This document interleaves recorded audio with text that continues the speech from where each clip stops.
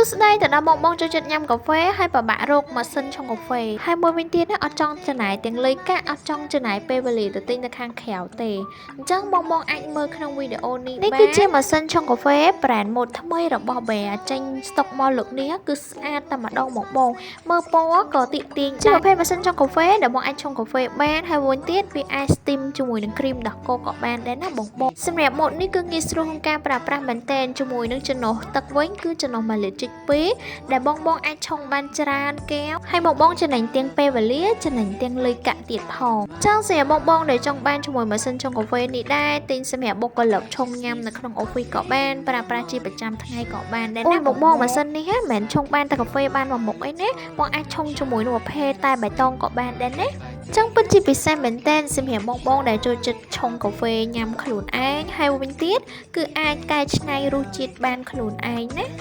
ចឹងដូចក្នុងវីដេអូនឹងចឹងបងគ្រាន់តែឃើញរបៀបក្នុងការប្រើប្រាស់គឺអត់ពិបាកនោះទេសម្រាប់ការប្រើប្រាស់បងអាចចុច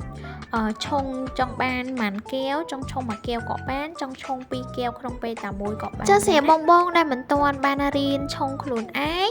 ហើយចង់ឆុងញ៉ាំខ្លួនឯងបងគួរតែសាកជ្រើសរើសជាមួយនឹងម៉ាស៊ីននេះយកទៅប្រើប្រាស់ឆុងញ៉ាំខ្លួនឯងឬក៏រៀនឆុងខ្លួនឯងបានព្រោះបើសិនជាបងមានម៉ាស៊ីននេះមួយណាគឺងាយស្រួលសម្រាប់រៀនឆុងញ៉ាំខ្លួនឯងហើយមួយវិញទៀតគឺអត់ចង់ចំណាយពេលវេលាទៅទិញខាងក្រៅអត់ចង់ចំណាយទាំងលុយហើយបើសិនជាហាងនោះមានភ្ញៀវច្រើនទៀតគឺយើងត្រូវឈរចាំឡើងយូរហើយត្រូវឡែកម៉ោងធ្វើការទៀត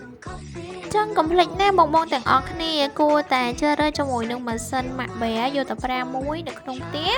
គឺបងអាចចំណេញពេលវេលាបានច្រើនឆុងញ៉ាំខ្លួនឯងប្រើបានគ្រប់រសជាតិតែម្ដងហើយបើកលេចជាមួយនឹងពណ៌គេវិញគឺគ្រាន់តែឃើញពណ៌ហ្នឹងក៏ចង់ឆុងញ៉ាំដែរបងស្អាតថ្មីនិយាយទៅពណ៌ហ្នឹងគឺទាក់ទាញតែហើយមួយវិញទៀតសម្រាប់គ្រួសារប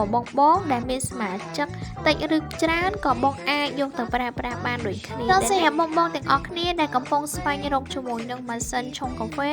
ដើម្បីប្រើប្រាស់ជាប្រចាំថ្ងៃឬក៏អាចយកទៅប្រើប្រាស់នៅក្នុងអូហ្វីសសម្រាប់ឲ្យបុគ្គលិកឆុងញ៉ាំជារៀងរាល់ថ្ងៃបងគួរតែមកជ្រើសរើសជាមួយនឹងម៉ាស៊ីនឆុងកាហ្វេរបស់ brand Bear បានណាបង